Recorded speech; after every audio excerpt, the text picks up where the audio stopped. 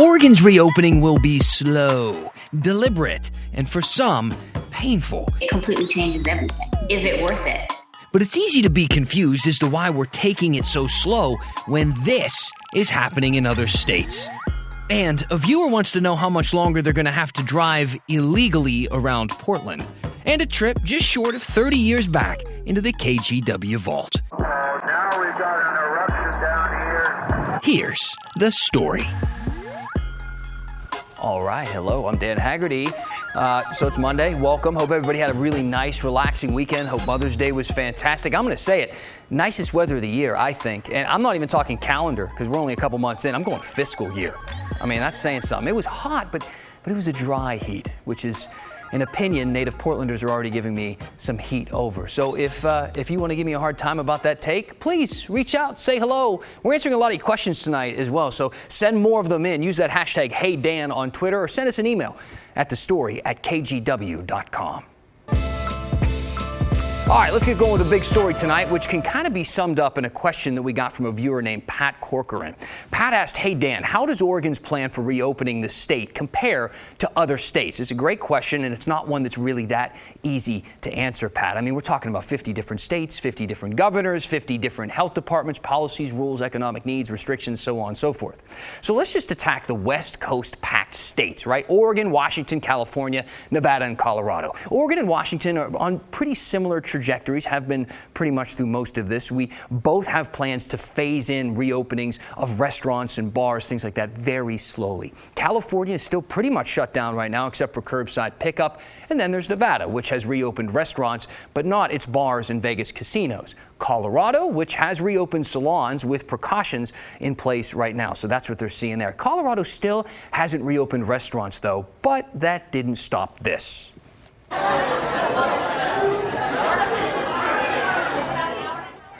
All right, that is a cafe in Colorado Springs, breaking the law, opening up for a Mother's Day brunch, and they're packed. I'm going to editorialize here for just a moment. Doesn't really look like to me that anyone in there is too worried about catching or spreading the virus, like, at all. Now, that company made the same decision that this local barbershop did in Salem, opening up to make ends meet, deciding that the risk of a fine or a risk of even jail time was worth the risk. But look, those aren't all of the risks, are they?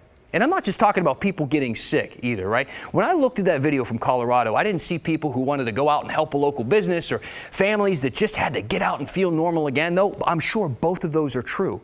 What I saw was people acting like the rules that I've been living by for the past couple of months are stupid. People who think that this whole thing has been blown out of proportion, despite everything we've heard from the people fighting this virus every day. I was having a conversation with several other physician colleagues, and honestly, when we go into clinics and when we're seeing patients, we're doing this, putting our own lives on the line, and we know that and we accept that. So when I see images like that, it really does frankly depress me a little bit, because it makes me feel that the sacrifice I'm making for my own family is not as meaningful as it is when I see those images.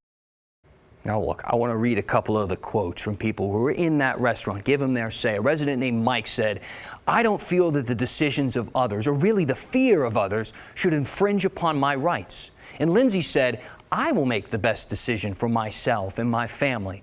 That's not up to the government. Look, those are really good sound bites. I definitely would have used them if I was covering that story. I just used them right now. And look, if they resonate with you, I do feel like I have to say they're not true. Okay, it is actually up to the government. Haven't we seen that play out already? And if we start throwing Mother's Day parties and cases start spiking again, what's going to happen? We're going to stay closed for real even longer. It's like my dad used to tell me, you don't have to like the rules, but you still have to follow them.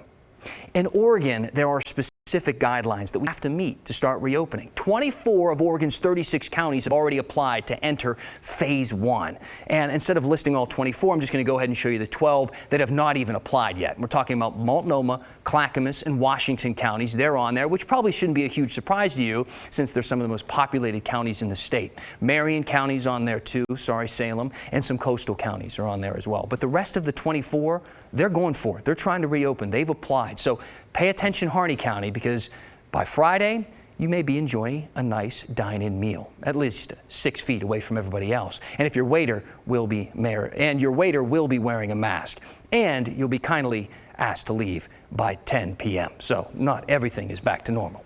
Now, a little PSA for everyone planning to use Oregon's wonderful vote-by-mail system in next week's primary, which we had before California, I have to add, despite what some people were saying last week. That's fine. We're not mad. We're okay with it. We're moving on. Newspaper. But seriously, some important notes here. Election Day is next Tuesday, May 19th. Isn't May flying by? It's crazy. It's the last day that you can put your ballot in the mail and guarantee that it's going to be there on time is this Thursday, May 14th. And another reminder, you don't need a stamp this year. It's already paid for, so just drop it in the mailbox. You're good to go. And while casting your vote maybe has never been easier ever, counting it, on the other hand, during COVID-19 can be complicated. Here's Maggie Vespa. There is no ambiguity here. Mail-in voting, drop boxes for ballots, and the fact that these routines are decades old in Oregon are huge wins for the people tasked with running an election during a pandemic. Just stay home, stay safe, and vote by mail. Where things get a little tougher is making sure that those votes are counted quickly and safely. It's just about spacing people farther apart, and that has required some considerable rework in some areas. Tim Scott runs Multnomah County's elections department and had the county send us these photos of staff behind glass partitions and empty desks recently vacated to let those nearby socially distance. For those who insist on voting in person next week, voting booths have been spaced out and separated by 6-foot wooden sticks to help keep voters from getting too close. By contrast, on and around a normal election day, the county would have 200+ people on hand opening, organizing, and scanning ballots. This year, they'll have around half that. It begs the question, will results be delayed? Scott says those early ones that come in around 8 p.m. election night will not. That's because we are allowed to pre-process ballots for certain stages all the way from the beginning of when they start coming back, and then starting the 7th day prior to the election, which is tomorrow, we can actually start removing them from the envelopes and scanning them into the tally system. But Scott says delays could come with results usually posted later in the evening or early the next morning. It'll be most noticeable in close races. Granted, the more people that vote early by mail, the shorter that delay. And speaking of numbers, turnout has been another big question. Simply put, will voters participate amid a pandemic? New stats released by the state and organized on this graph by Portland-based DHM Research show 14% of Multnomah County voters have cast their ballots so far. That's right around average for this stage of the primary. KGW political analyst Len Bergstein thinks beyond that, this pandemic is historic and predictions are useless. This year, it's a mystery. Anybody who tells you they know what's going on and they can project stuff is really more guesswork and than normal years. Okay, Maggie Vespa joining us now. Real quick, let's drive home kind of the main points that people need to remember this week. Yeah, exactly. The big one this week, the last day that you can mail in your ballot and be sure it'll get in on time is Thursday. And again, there's already a stamp on your ballot. The state of Oregon has already taken care of that. So election officials say this is officially the easiest and safest way that you can vote in this election. And by the way, if you didn't get a ballot in the mail or if you need a replacement, that info is on your county elections website. Dan. All right, good reminders this week. Maggie, thank you. So before this whole pandemic, Vancouver was starting to rise out of Portland's hipper, more popular shadow. Vancouver, stop. I don't want to hear it. Don't at me or hashtag hey Dan me. I'm just calling it like it is. I mean, look, they were opening, having new restaurants planned. They were opening up. The waterfront was getting this big makeover. It was really turning into a place to be. And then coronavirus kind of put a stop to all that. There has been some signs of life again, though. Construction is back on at the waterfront. You can even grab some fish and chips to go while you're down there. You see people in line, but it's not all good news. We did talk to Vancouver's mayor today to get kind of a feel of the city's recovery. How are they doing? And she says Vancouver will still have to stomach roughly $45 million in losses this year. So they're really going to focus on the essentials. This environment is changing daily, as you know, but the city is in the forever business, so we need to keep moving forward with water and sewer and streets and sidewalks and parks and everything else. The mayor says Vancouver does have a rainy day fund that it can dip into to at least soften the blow a little bit. And we get all kind of questions into the story email, but this one has been increasingly common. This is Nancy Crockett writing in. She said, when is the DMV going to open? I need to renew my driver's license. Yeah, nobody wants to go around with expired ID or tags or anything like that. Nancy, it's not quite clear yet, honestly, when the DMV is going to reopen, but there is some hope for you. Here's Kyle Aboshi with some answers. I am only a card in your wallet or purse, yet I unroll before your eyes a magic card. For generations, learning to drive has been a rite of passage. But these days, that process of getting a driver's license has been put on hold because the DMV is closed due to the coronavirus. It's an unprecedented situation. David House of the Oregon DMV estimates more than 100,000 people are waiting for a new license, renewal, replacement, or endorsement. And among those stuck in this massive backlog, thousands of first-time drivers. We're approaching the summer, which is when traditionally many teenagers get their license for the first time. In Oregon, 16-year-olds must pass a road exam issued by the DMV or a certified instructor to get a driver's license. This is a challenge because the 6-foot rule is really, really hard to follow inside a car. This is a real problem, not just for DMV, but for any provider of any kind of drive test. Other states, including Wisconsin and Georgia, which are also facing backlogs, have started waiving requirements for 16 and 17-year-old drivers to pass a road test. So far, that's not an option available to first-time drivers in Oregon. We are looking at the laws. What can we waive? What can we ask the legislature in an emergency session? Or what can we ask the governor to provide in an executive order, perhaps? The DMV is working to adapt during these changing times. Police are offering a grace period for expired vehicle tags or licenses as long as the state is under a public health emergency. And the agency is installing these safety shields for when field offices reopen and customers return. So I would expect busy times at DMV for the foreseeable future. I mean, not just this year, but into next year, and maybe even longer than that as we begin to catch up with this backlog. In the meantime, the DMV is asking customers to go online. There are a number of services that can be done online or by mail, helping to clear that backlog. Otherwise, be patient, which is easier said than done for a 16-year-old waiting to get their driver's license. Kyle Aboshi, KGW News. OSU has been randomly testing people in Corvallis for 2 weeks now, and the results are in. Also, a little non-COVID Q&A about property taxes and Gordon Sondland, because there's more going on in the world than just coronavirus. And we're taking an explosive trip into the KGW vault as we look ahead to the 40th anniversary of this. The slide is coming off of the west slope. When the story continues.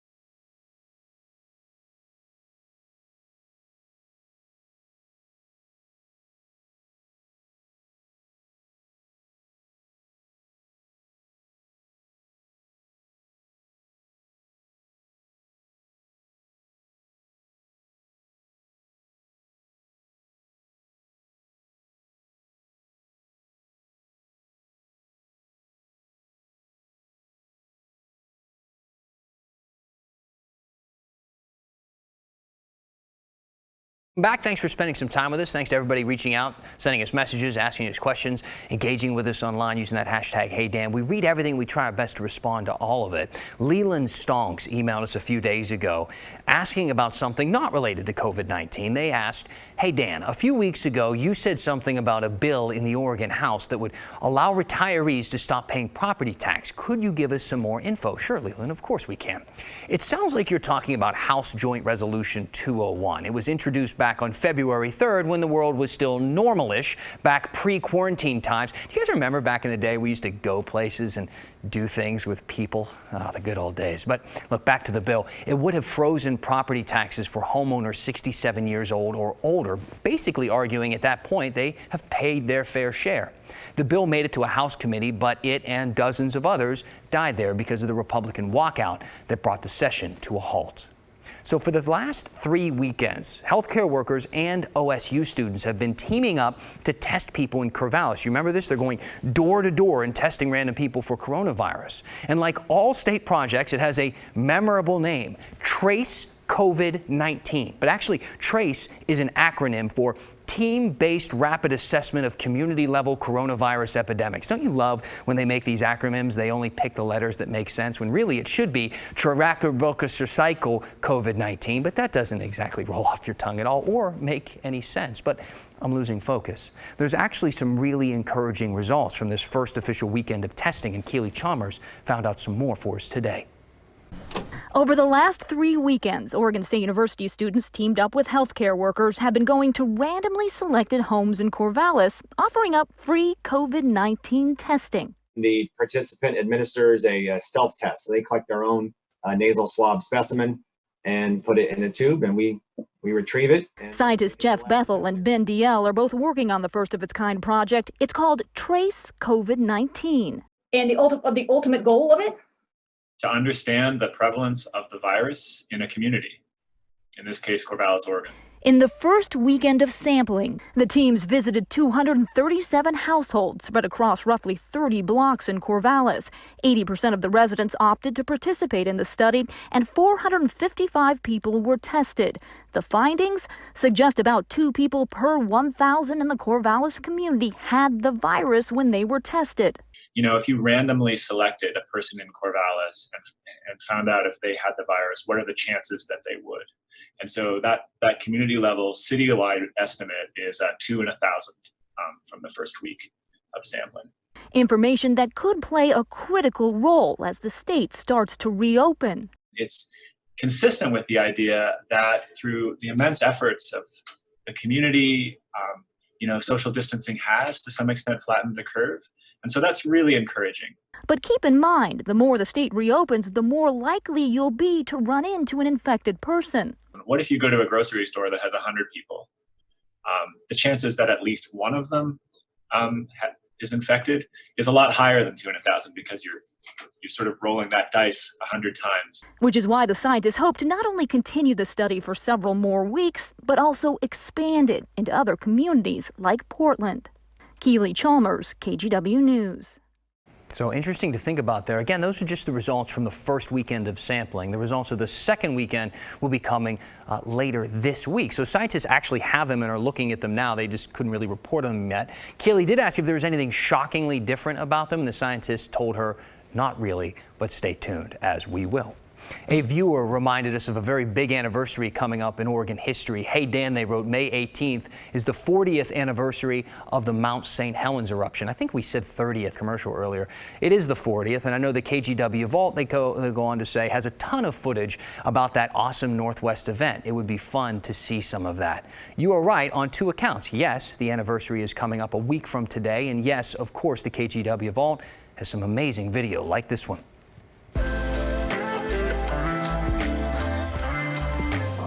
Now we've got an eruption down here. Now we got a big slide coming off. The slide is coming off of the west slope. Now we got a whole great big eruption out of the crater. You better get outside and take a look. And we went outside, and it was just a sight to behold. It just really, really impressive sight. But it was superheated, and that supposedly it had killed some people further up the road, but nobody knows. And so that's what we heard. And later, we would learn that, yes, people did die, and one of them is the subject of an Oregonian story that we really think is worth your time. Douglas Perry wrote it. It's about a man named Harry R. Truman, but he went by Truman to everybody. He was an 83-year-old widower. His wife had just died 3 years prior, and he spent this week, 40 years ago, riding out the volcanic earthquakes from his lodge up on Mount St. Helens on Spirit Lake. He was a lonely guy. So he loved talking with journalists, and that's why we know so much about his final days leading up to the eruption. It is a really great story. It is a sad story, and we think it's worth your time. If you are out there and you see something that you think is worth our time, please tell us about it. Reach out to us. Maybe there's something you want to see from the KGW Vault as well. It's easy. Just pick up your phone, tweet us using the hashtag HeyDan, or email the story at kgw.com. Yeah, that's a big anniversary coming up. Mount St. Helens, so iconic for Portland and really all of Oregon and Washington. So you'll be hearing lots more from the Vault and otherwise on that in the days ahead. It's going to be fun to look back and look ahead, hopefully, too. All right, today we're talking about something called POPs. No, not your dad or not something you drink. It's an acronym for probability of precipitation. And this has been a source of confusion kind of throughout my entire career and for every forecaster that deals with the public. So we're going to explain it a little bit today. That came up today, and here's what it means. And I'm going to talk about what it doesn't mean as well. The probability of precipitation, you may hear that like, hey, there's a 60% chance it's going to rain. Well, what exactly does that mean? Does that mean that it's going to rain 60% of the time? Or does that mean that 60% of the people are going to see precipitation? It can be a little bit confusing. Here's what it actually means. It means the chance of rain anywhere in the forecast area for the forecast period. So what it means is if there's a 60% chance of rain, it means that there will be a 60% chance it will rain somewhere in that area, say the Portland area, during the time I'm forecasting, like say for tonight, okay? There are two variables that go into making up the probability of precipitation, or POPs. Confidence that it will rain. So in other words, if we're absolutely sure it's going to rain, that's a 1. And how much of the area will get rain. But it's only going to be like, half the area gets rain. Then that ends up being a 50% chance of rain, which to me is a little bit confusing and isn't really giving you a whole lot of information. So I don't use POPs for that reason, because it is confusing to the public. Rather than that, I say, hey, either it's going to rain, it's not going to rain, or what you'll hear me say is there will be scattered showers or isolated showers, meaning some parts of the viewing area will see it, other parts will not. So that's what POPs means, probability of precipitation, which of course was very high tonight, 100%, because it already rained, right? But I like to break it down a little bit more. And really, if you think about it, if the probability of precipitation is, say, 30% or less, pretty much tells you it's not going to rain. If it's 70% or higher, it means it is going to rain. If it's in the middle, it's kind of like, 50-50. So I just don't see a lot of valuable information there, which is why I don't use it. But that's what it means. Dan, back to you. That's fascinating. Thank you, Matt. Appreciate it. I've been looking at those percentages my whole life, and it took me until this day to finally realize what it meant. Thanks, buddy. Appreciate it.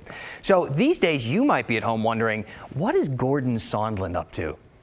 No, you're not. Well, at least one of our viewers is. And since she wanted to know also, is his company, did he get one of those federal small business loans? Well, the Portland Business Journal says, yeah, he did. You remember Sondland, right? He's the old U.S. ambassador to the European Union who became an unlikely star witness in the presidential impeachment inquiry. But he didn't exactly stick his neck out to protect his boss, and Trump gave him the axe once the impeachment trial was over. Sondland was known to Portlanders because he founded Providence Hotels, and they have 6 hotels right here in town. And as you would imagine, they aren't doing too well right now. The company says federal loan money will help hire back some of the laid-off employees. Now, the Oregonian also says Sondland is trying to sell off some of the land that he owns right across from the Portland Convention Center. Is it a sign that he needs money? Maybe, maybe not. His lawyer endorsing the latter, saying that he tried to sell it before, but a deal fell through in 2018. Either way, making a sale in this market won't be easy. Then again, I don't own any land across from the convention center, so what do I know? Some of you have learned that I share a name with a certain actor. We're going to see if I have anything else in common with them when we read the comments next.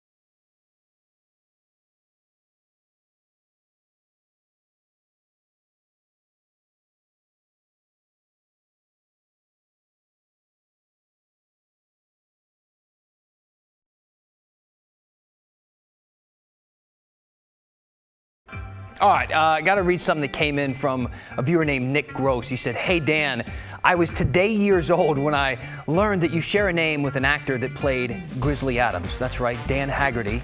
This man he and I couldn't be further from, oh my, that's terrifying. Who would do that? Who did that? Yikes, that'll haunt your dreams. The man on the left not only is a mountain of a man, but the guy on the right, me, it takes me about a week to grow even a slight amount of facial hair. So all we have in common is the name, and I've been frankly ungoogleable for a really long time, because even if you don't know who that dude is, a lot of people do. He's actually quite famous, and I am not famous at all. A couple of people writing in tonight. Edmund Dantes saying, "Hey Dan, what's the very first place you'll go when you can go out safely? A restaurant, family reunion, or a movie?" You know what? I just don't know. I'm kind of taking it day by day, and I'll make that decision when it arrives. But I will say, like everybody else out there, I can't wait to see my mom again, let her hug the grandkids again. That's the stuff I really miss. That's the stuff I think about most. Thank you so much for being with us tonight. Keep writing in. I want to hear all your questions and comments about the story. For now, that is a Monday night. I'll see you back here tomorrow.